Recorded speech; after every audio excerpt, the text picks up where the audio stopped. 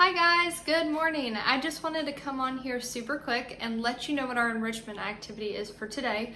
I decided to make it baking because it's just something that I love to do, and I'm hoping that that's something you and your family could do together.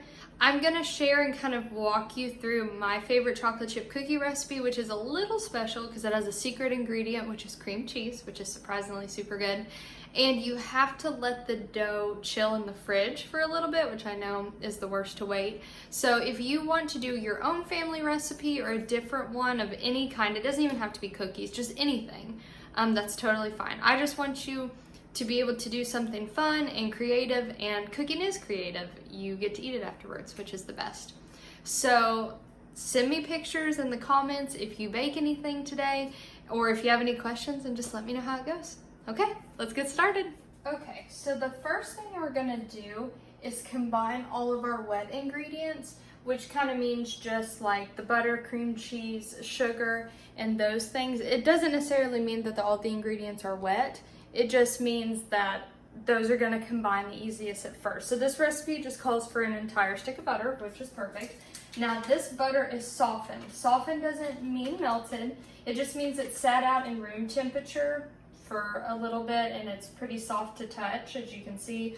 Or what I do sometimes is I put it in the microwave for intervals of 5 seconds and flip it until it's kind of softened. So it calls for a whole stick of butter, 1/4 cup of softened cream cheese, so the same thing. I'm gonna take just 1/4 cup, which is just, 1/4 of an entire cup, and take some cream cheese that is softened and fill it in here until it's full. You kind of want to pack that in. Some things you won't, but the cream cheese you do, until it's about at 1/4 cup, like that. Put it straight in with the butter, just like that. Try to get as much of it off as you can. I didn't use all of my cream cheese, so that's good for right now. And then it also calls for 3/4 a cup of brown sugar and 1/4 a cup of normal sugar. So I'm gonna go ahead and wipe this off. So now we need 1/4 a cup of just regular sugar, and I keep my regular sugar in here. And we can just dip that straight down into the sugar container. If you see any like pieces where the sugar has kind of gotten like chunked up, kind of get that out, and then just put that 1/4 a cup in there. And now brown sugar, we need 3/4. So this is just a 1/4 cup. I'm gonna do that 3 times, so it'll give me 3/4. Now, brown sugar tends to get a little bit sticky and put together when it's been in its container for a little bit. So make sure before you dip out that brown sugar, if there's any pieces where it's chunked up, you get it out. And then you wanna pack these things with brown sugar pretty heavy. And I should note, I washed my hands before I started, and you definitely should too. And kind of pack it down so it looks like this and it's beautiful, and you want to do 3 of those. So 1/4 and then 2/4 and 3/4. It should be noted that brown sugar is my favorite. I think it just tastes so good. Okay, so I've added my sugar, and then next comes 1 large egg and vanilla. So I just crack it on the side of the bowl. Usually it works pretty well.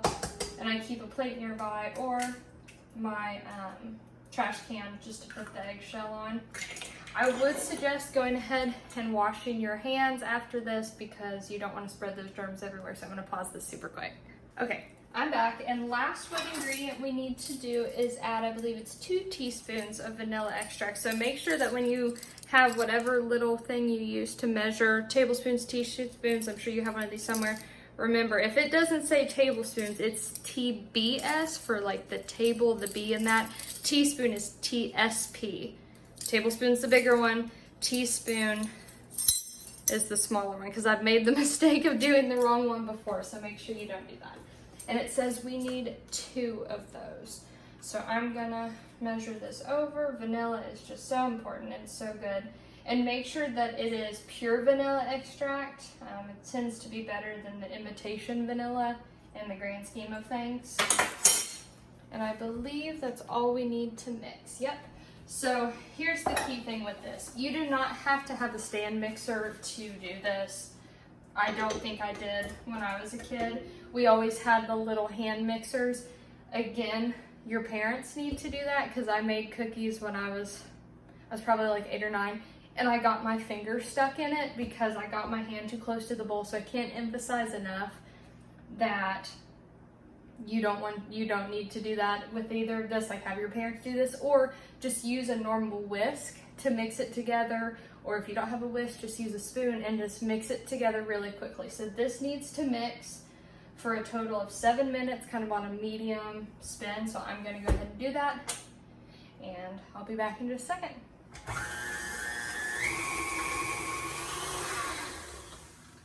Okay, so that was a pretty long time.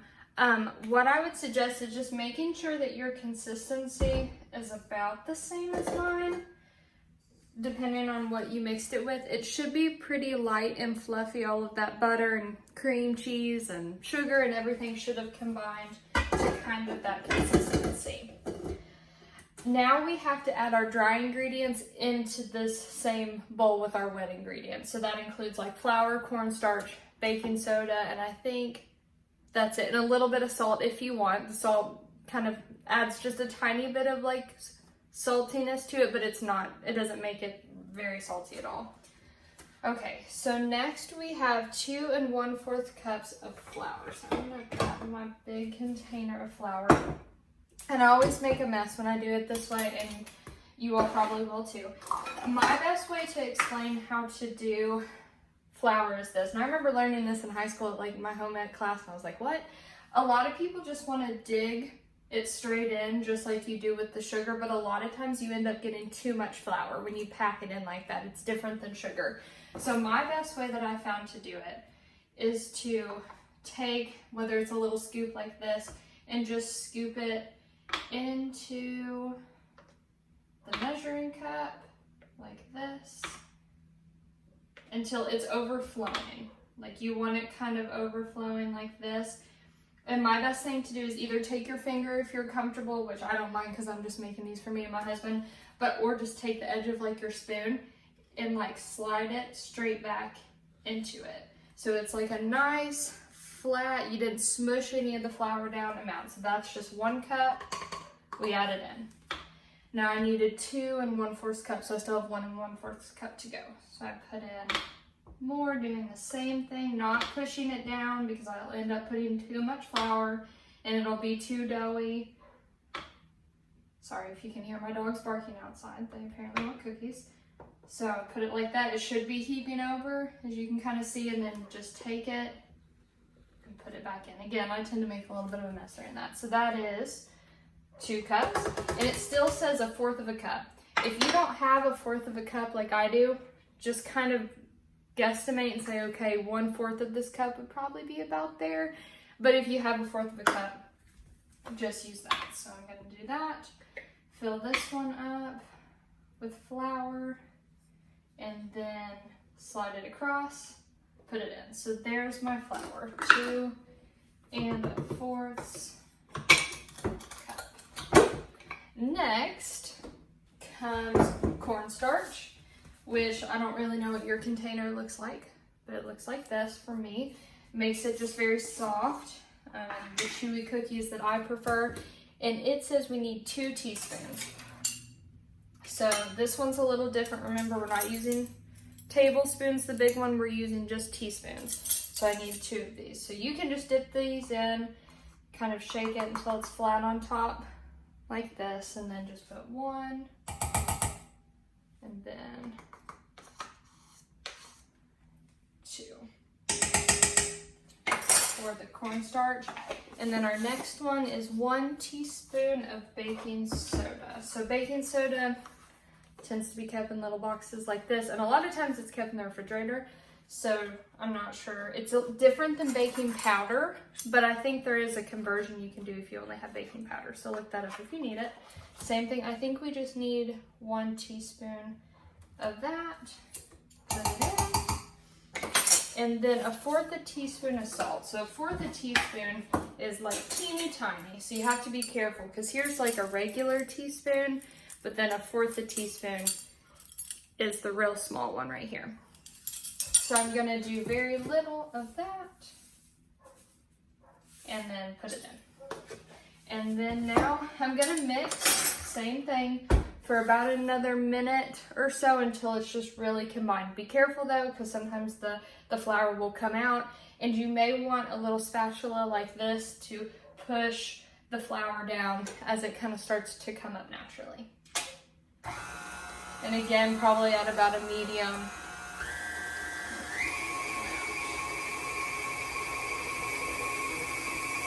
And it should come together pretty quickly. Now it should be mixed completely for about a minute. Again, kind of check your consistency. It should kind of look like this. And it's pretty stiff, but it's not too doughy. It shouldn't look as thick as like the dough you get from like the refrigerated cookie dough.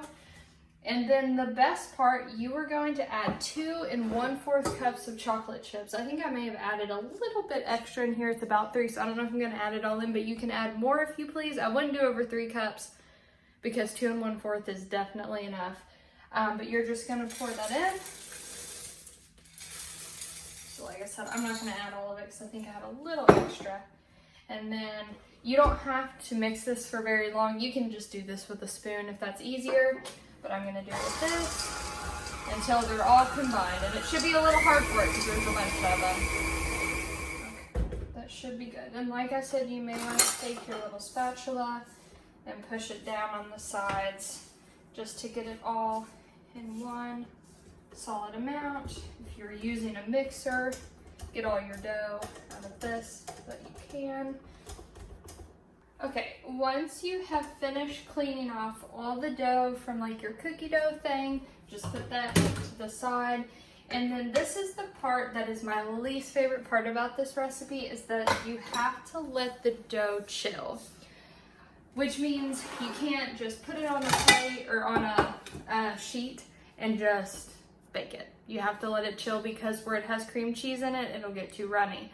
So what you have to do is you just need to take your dough, and I would take about a tablespoon size and make a ball of dough from this. So I'd say about this size. And then you'll just want to put it on the plate. If it'll come out, you may have to kind of push it with your hand. And I know they're still super soft. I want to make that note. Like when you put these cookies on your plate about like this, it's going to seem really soft, but that's the point of refrigerating them. They will kind of harden up a little bit and they'll be that perfect consistency. So you're gonna fill this whole plate with about 1 tablespoon cookie dough balls all the way through. And you'll probably need more than 1 plate, and you'll need room to cover them with aluminum foil and put them in your fridge. Okay, so I'm gonna finish doing that and then I'll be right back. Okay, now once you've done all your little cookie dough balls, I think I have about 30.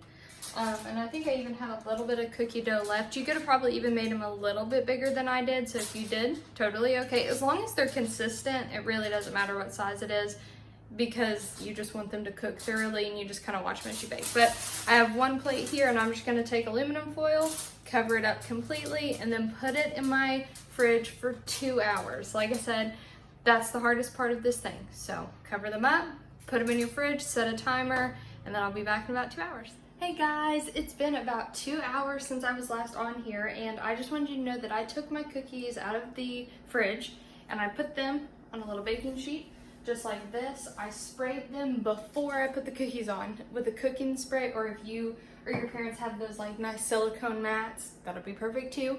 And I placed them about 2 inches apart, okay, and they've already been placed on here. I set my oven to 350 degrees. It's preheated, it's already done. And you're gonna put these cookies in for about 8 to 9 minutes. I would suggest checking them at like 6 to 7, depending on how small they are, and just kind of watch until they're nicely golden brown on top. When they get done, they will look a little underdone, but remember, you're gonna let them cool, let them rest for about 5 minutes before you transfer them to something else, and even then they'll sit for a little bit. So I'm gonna pop these in the oven. I'll post a picture once they're done. Again, about 8 minutes, but watch them. If they don't look done, don't get them out yet. But again, post a picture in the comments if you have finished them or if you chose to bake something else, okay? Bye guys, have a good day.